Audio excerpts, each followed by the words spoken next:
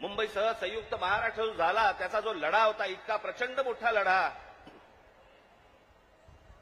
ही मुंबई महाराष्ट्रापासून बाजूला करण्याचा डाव होता.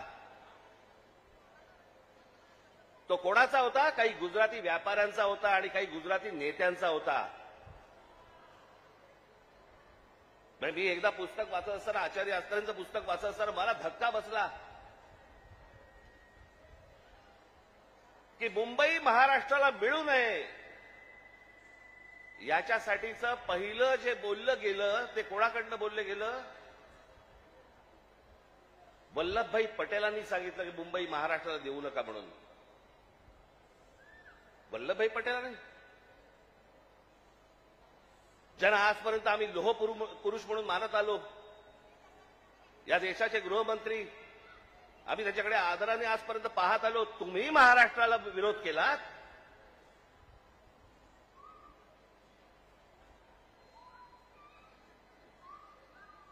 ज्या ज्या वेळेला महाराष्ट्रामध्ये आंदोलन झाली आहेत त्या वेळेला हे मोरारजी देसाई गोळीबार करून लोकांनी ठार मारले होते, मराठी माणसाला ठार मारले होते इथे महाराष्ट्रात. गेले अनेक वर्षांचा ह्यांचा मुंबईवरचा डोळा आहे, अनेक वर्षांचा. हे सहज नाही होते सगळ्या गोष्टी. मी त्या दिवशीच्या माझ्या भाषणामध्ये मी म्हटलं ना, हे चाचपडून बघतायत, तुम्हाला चाचपडून तपासून बघतायत की हिंदी भाषा आणली, बघू महाराष्ट्र विरोध करतोय का, बघू मराठी माणूस पेटतोय का, बघू मराठी माणूस जिवंत आहे का. आणि तो जर शांत दिसला तर हिंदी ही भाषा आणणं ही त्यांची पहिली पायरी असेल. आणि हळूहळू हळूहळू हळूहळू या सगळ्या गोष्टी करून मुंबई ताब्यामध्ये घ्यायची आणि ती गुजरातला मिळवायची, हे ह्यांचं स्वप्न आहे.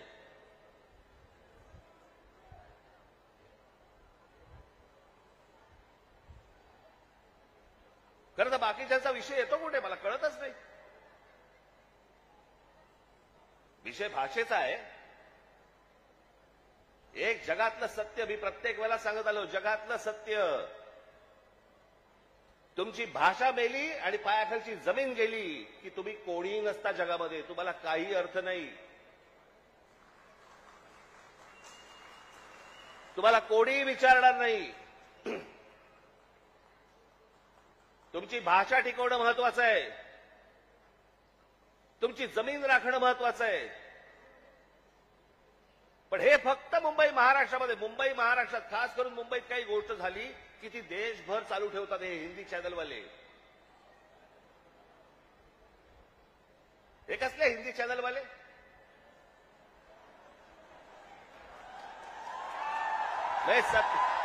हे खरं तर या सत्ताधाऱ्यांच्या चपलेखालची ढेकणं आहे ती.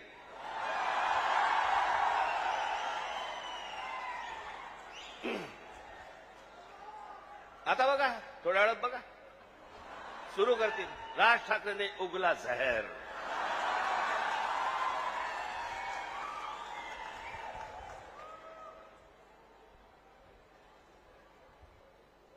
फक्त मुंबईत काही झालं, महाराष्ट्रात काही झालं तर हे सगळे हिंदी चॅनलवाले जाणून बुजून कोणाच्या तरी सांगण्यावरून, कधीतरी स्वतःच्या मनातून, स्वतःच्या रागातून हे पेटून उठतात.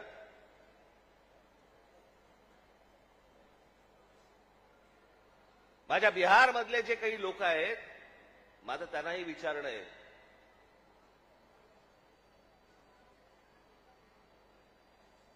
की इथे मी आता आणलंय, इथे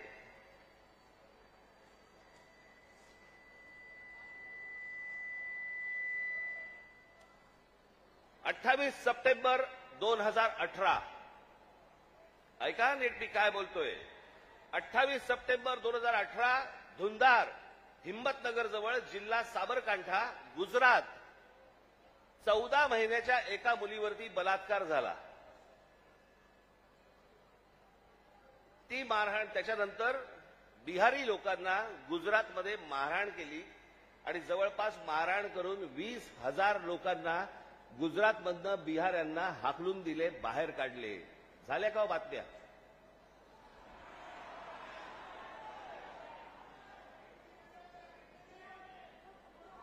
कुठेही बातम्या तुम्हाला दिसणार नाहीत. हा माणूस त्याच्यानंतर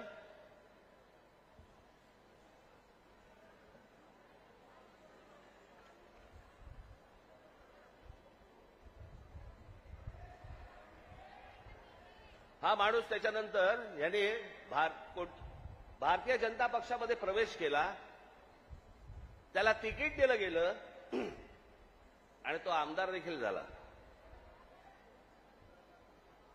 म्हणजे यांच्या राज्यामध्ये हे वाटेल ते करणार, बाहेरच्या राज्यांमधली लोक आतमध्ये घेणार नाहीत, त्यांना मारणार, हाकलून देणार. 10-10, 20 आत्ता परत झालं. आत्ता परत गुजरातमध्ये झालं आणि बिहारी लोकांना गुजरातच्या बाहेर काढलं. झाल्या बातम्या? नाही झाल्या. इथे एका मिठाईवाल्याच्या कानफडीत बसल्यावरती देशाची बातमी भरते. देशाची.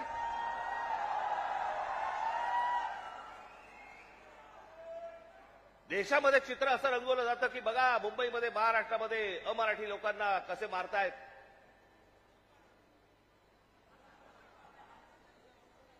हे काय प्रकारचं राजकारण सुरू आहे देशामध्ये आपण लक्षात घ्या.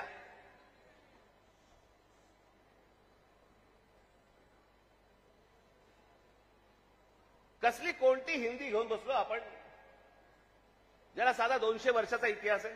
200 वर्ष. मराठी भाषेला 2,500 ते 3,000 वर्षांचा इतिहास आहे.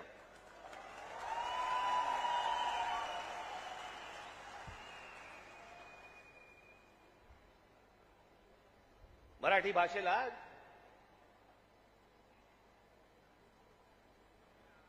अभिजात भाषेचा दर्जा मिळाला.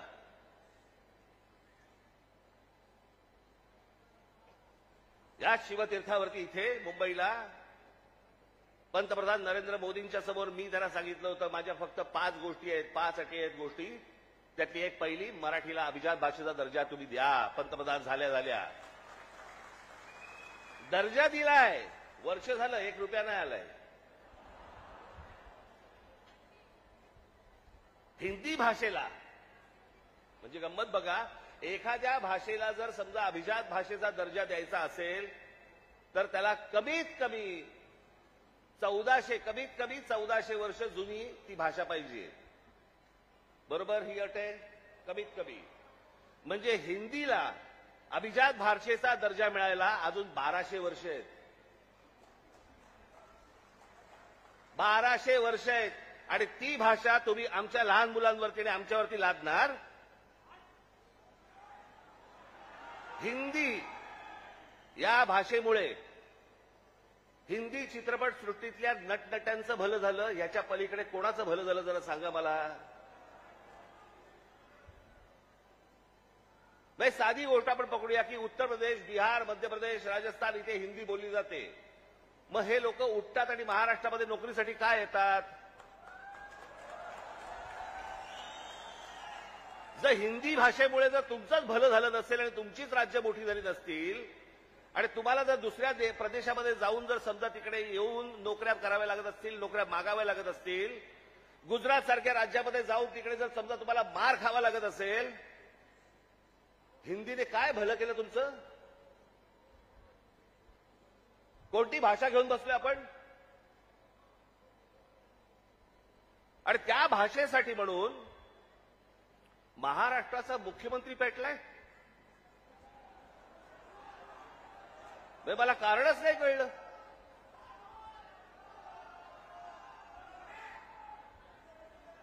मी तुम्हाला साधी गोष्ट सांगतो, हिंदी ही या देशात कोणाचीही मातृभाषा नाही.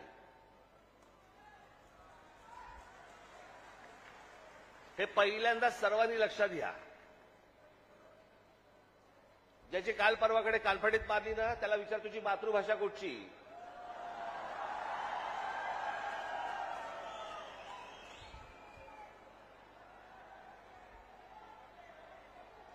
अहो, हिंदी ही इकडच्या तिकडच्या सगळ्या कडबोळ्यातनं तयार झालेली 100-200 वर्षापूर्वीची भाषा. बाकीच्या सगळ्या तर केवढ्या जुन्या भाषा आहेत. उत्तर प्रदेश, बिहारला आता समजलं पाहिजे, राजस्थानला आता समजलं पाहिजे. मी आता एक आणलं इथे उदाहरणार्थ बघा. हिंदी या भाषेमुळे हिंदीने किती भाषा मारल्या? तर जवळपास 250च्या आसपास भाषा मारून टाकल्या. त्याच्यामध्ये कांगरी, गडवाली, कुमाऊनी, अवधी, हरियाणवी, ब्रज, भोजपुरी, मगधी, बाघेली, छत्तीसगडी, बुंदेली, माळवी, भिल्ली, नागरी, बागरी, मारवाडी अशा अनेक भाषा आहेत.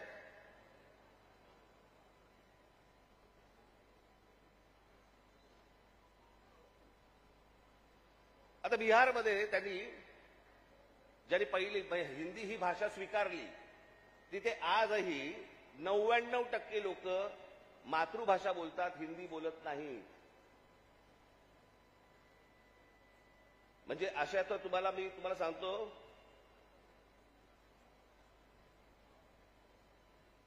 हनुमान चालीसा आहे ना, हनुमान चालीसा, ज्याला तुम्ही हिंदी म्हणता ते अवधी आहे, हिंदी नाही.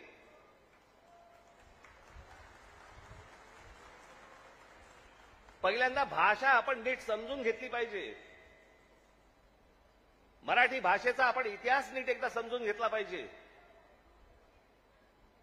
पण ह्यांना भाषेवरती यांचं प्रेम नाहीये. माझं तर सगळ्या भाषांवरती प्रेम आहे. माझा तर दावा कदाचित चुकीचा नसावा, परंतु महाराष्ट्रामधले जेवढे काही नेते आहेत त्या सगळ्यांपेक्षा हिंदी माझं बरं आहे. आणि याचं कारण माझे वडील. माझ्या वडिलांना व्याकरणासकट उत्तम मराठी तर येतच होतं, उत्तम इंग्रजी येत होतं, उत्तम हिंदी येत होतं, आणि माझ्या वडिलांना व्याकरणासकट उत्तम उर्दू येत होतं. भाषा कोणतीही वाईट नसते, कधीच वाईट नसते. जगातली कुठचीही भाषा वाईट नसते. हिंदी ही काही वाईट भाषा नव्हे. आमच्यावर लादणार असाल, नाही बोलणार जा.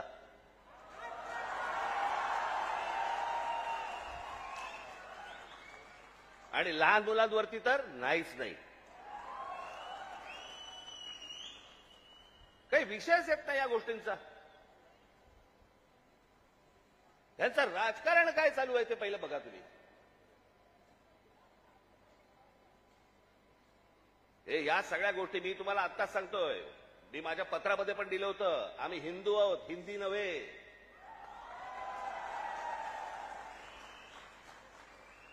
पण हिंदुत्वाच्या बुरख्या खालून जर समजा तुम्ही माझी मराठी संपवायला येणार असाल, माझ्यासारखा कडवट मराठी तुम्हाला सापडणार पण नाही.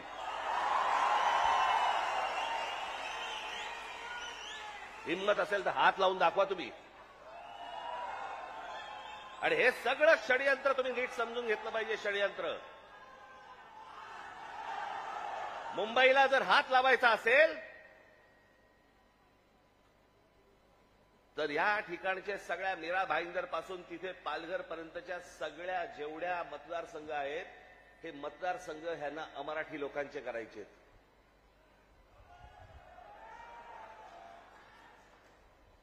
मी गेले 20 वर्ष मी ओरडून बोंबलून सांगतोय, ही नुसती माणसं येत नाही आहेत.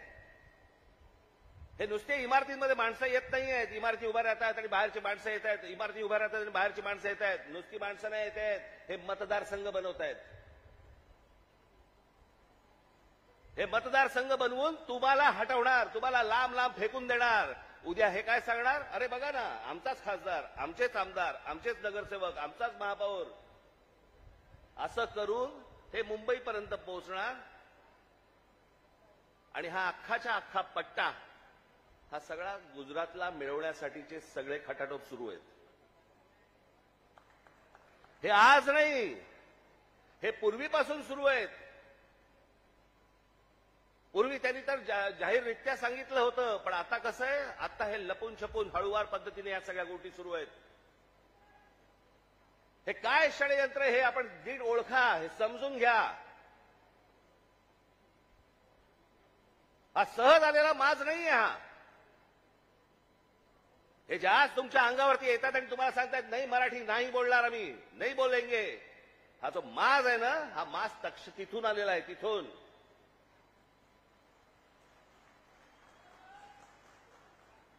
मी आज तुमच्याकडे काही लंबचौडं भाषण करण्यासाठी नाही आलो. मी मी खरं तर आज शाखेच्या उद्घाटनाला आलो होतो. मला अविनाशने मला सांगितलं की साहेब तिकडे येणारच आहात तर एक छोटी सभा आपण घेऊन टाकू. पण मला तुम्हाला जे सांगायचंय ते हे सांगायचंय की तुम्ही सतर्क असले पाहिजेत. आज काहीतरी प्रकरण उसळलं आणि आज काहीतरी उघडलं म्हणून आज आम्ही जागे व्हायचं, उद्या त्याच्यानंतर आम्ही झोपून जायचं आणि मग बाकीचं सगळं पोखरलं जातंय. भुसभुशीत जमीन असते ना, घुशी तिकडे होतात, खडकामध्ये घुशी नाही होत. तुम्ही खडकासारखे टणक असले पाहिजेत. महाराष्ट्राची तुम्ही भक्कमपणे बाजू उभी केली पाहिजे. महाराष्ट्र काय हा तुम्ही समजून घेतला पाहिजेत. मी जे सतत तुम्हाला जे सांगत असतो ना, 1400 वर्ष राज्य केलेला हा महाराष्ट्र या प्रांतावरती. मी आता एकदा बोलत आलो, तुम्हाला सांगत आलो की ह्याला पर्शियन लोक ह्याला हिंद प्रांत म्हणत. छत्रपती शिवाजी महाराजांची घोषणा पण काय होती? हे हिंदवी स्वराज्य व्हावे ही नव्हती, हे हिंदवी स्वराज्य व्हावे ही होती. या हिंद प्रांतावरती आमची सत्ता असावी. हा संपूर्ण हिंद प्रांत आमच्या हातामध्ये असावा. बाहेरच्यांनी येऊन आमच्यावरती इथे सरकार स्थापन नाही करायची. आम्ही कोणी गुलाम नाही आहोत. या प्रांतावरतीचा अधिकार कोणाचा असेल तर तो आमचा आहे. आणि 1400 वर्ष या मराठेशाहीने जे राज्य केलं, ज्याला आपण म्हणतो ना अटके पार आम्ही झेंडे फडकवले. अटके पार झेंडे फडकवले म्हणजे काय? आजही मला असं वाटतं पाकिस्तानच्या वायव्येला का नैऋत्येला तो अटक नावाचा किल्ला आहे, त्या किल्ल्यावरती भगवा ध्वज फडकला. ते अटक किल्ला, तो अटकेपार झेंडे फडकवले आम्ही. तिथपर्यंत पोहोचले होते मराठे. तो महाराष्ट्र हतबल आहे. तो महाराष्ट्र ह्यांच्यासमोर हात पसरतोय. आम्ही भिका मागायच्या आम्हाला न्याय द्या म्हणून. तुम्ही या महाराष्ट्राचे राजे, तुम्ही या महाराष्ट्राचे मालक. बाकीची माणसं बाहेरून आली, ती तुमच्यावरती रुबाब करणार आणि आम्ही हतबलतेने त्यांच्यासमोर बोलणार, अरे नाही नाही भाई साहब ऐसा मत. का?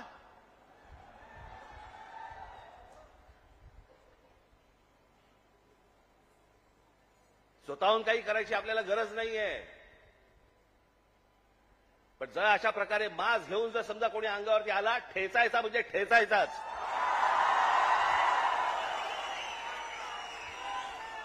त्या दिवशी तो कोणतरी भारतीय जनता पक्षाचा एक खासदार, कोणतरी दुबे नावाचा, कसा काय बोलला, मराठी लोगों को हम यहां पे पटक पटक के मारेंगे. झाली का हो केस त्याच्यावरती? हिंदी चॅनल वाल्यांनी दाखवलं का? पुढे चालवलं का? काही नाही. बघा कसं असतात, कशा असतात ते बघा. तू आम्हाला पटक पटक के मारणार दुबे? दुबेलाच मी सांगतो, दुबे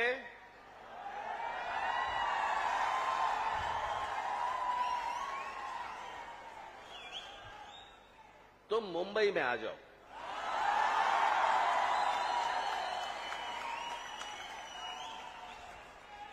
मुंबई के समुंदर में डुबे डुबे कर मारेंगे.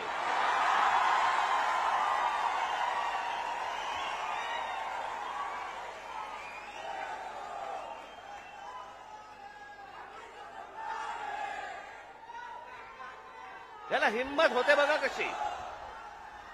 तुम्ही जर काही बोललात तर त्याची राष्ट्रीय बातमी होते. तुम्ही जर कुठची अमराठी माणसाबद्दल काही गोष्ट बोललात तर ती राष्ट्रीय बातमी. पण हे ज्यावेळेला बोलतात त्यावेळेला त्यांना माहिती असतं सरकार आमच्या मागे आहे.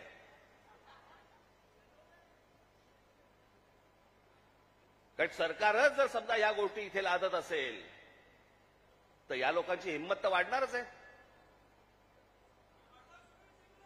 एक गोष्ट त्या दिवशी मी सांगितली, पुन्हा एकदा सांगतो, तुमची सत्ता असेल ती लोकसभेमध्ये आणि विधान भवनामध्ये. आमची सत्ता रस्त्यावरती आहे, रस्त्यावरती. काय नाही. 56 इंचाची तुम्ही पण छाती बाहेर काढून फिरा. हा महाराष्ट्र आहे, तुमच्या बापाचा महाराष्ट्र आहे.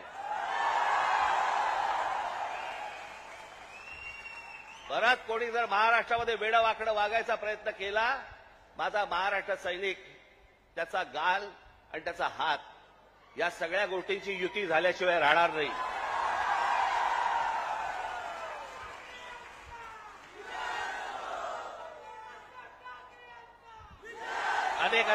अनेक ते आता सरकारी पत्रकार असतात, काही बेरोजगार पत्रकार असतात आणि मग ते बेरोजगार पत्रकार कुठच्या युट्यूब चॅनल बिनलवरती जातात आणि म्हणतात की तुम्हाला माहिती आहे की नाही, ही फडणवीसांनी लिहिलेली स्क्रिप्ट आहे. हा कोणता स्क्रिप्ट रायटर आहे मला अजूनपर्यंत कळलेला नाही, जो स्वतःचा अपमान पण त्याच्यामध्ये लिहितो. ज्याला हे सगळं मागे घ्यावं लागलं, सगळ्यांकडनं दबाव आल्यानंतर मी हे दोन्ही GR मागे घेत आहे, हे स्क्रिप्ट रायटर लिहू शकतो. पण हे काय चालू आहे? हे तुमच्या मनात काहीतरी विष घालवणं सुरू आहे की हे बघा, हे आतून सगळे एक येतं, बघा हे सगळं असं सगळं सुरू आहे. कशाचाही संबंध नाहीये. कोणाशी माझी मैत्री असो, दुश्मनी असो, काहीही असो, एक गोष्ट निश्चित सांगतो, महाराष्ट्राच्या बाबतीत, मराठी माणसाच्या बाबतीत आणि मराठी भाषेच्या बाबतीत राज ठाकरे कोणाशी तडजोड करणार नाही. याच्या आधीही केली नाही, आत्ताही केली नाही आणि पुढेही करणार नाही. मला असं वाटतं तुम्ही देखील त्याच पद्धतीने महाराष्ट्रामध्ये राहिलं पाहिजे, जगलं पाहिजे, वावरलं पाहिजे. आणि जे कोणी इथे राहत असतील मराठी लोक, मी त्याशी माझ्या एका मित्राचा दाखला दिला होता, बाकीच्यांनी देखील लवकरात लवकर मराठी शिकण्याचा आपण प्रयत्न करावा. आम्ही तुमच्याशी मराठीत बोलू. तुम्हाला सांगणं आहे,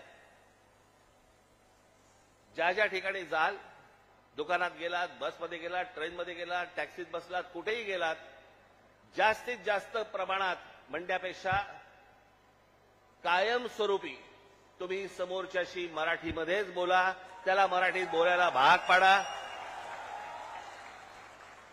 आता माझ्याकडे कर्नाटकातला व्हिडिओ आलाय. कर्नाटकामधले तो माणूस तिकडे त्या रिक्षावाल्यांना हाकलून देतोय. बातम्या नाही होणार, कारण त्यांचे सत्ताधारी, त्यांची सरकारं त्यांच्या जनतेच्या, त्यांच्या लोकांच्या खंबीरपणे पाठीशी उभे असतात. वरती कोणी येऊ अगर न येऊ, हे महाराष्ट्रच फक्त भोगत आला आणि महाराष्ट्रच फक्त भोगतोय. त्यांना काय वागायचंय त्यांचं त्यांनी वागावं. पण मला तुम्हाला फक्त एवढंच सांगायचंय की तुम्ही खंबीर राहा, तुम्ही कडवट राहा. जर तुम्ही घट्ट असाल, तुम्ही जे खडकासारखे टणक असाल, कोणी आतमध्ये शिरायचा प्रयत्न करणार नाही. आजूबाजूला कोण येतंय, कोण राहतंय, कोण काय करतंय, याच्यावरती सतर्कतेने तुमचं लक्ष असलं पाहिजे. एवढीच फक्त आज विनंती करण्यासाठी म्हणून मी आज आपल्यासमोर इथे आलो. आपण सगळेजण इतक्या मोठ्या संख्येने आलात, आपल्याला सर्वांना धन्यवाद देतो आणि फक्त एवढंच जाताना सांगेन, सतर्क राहा, सतर्क राहा, सतर्क राहा. धन्यवाद. जय हिंद, जय महाराष्ट्र.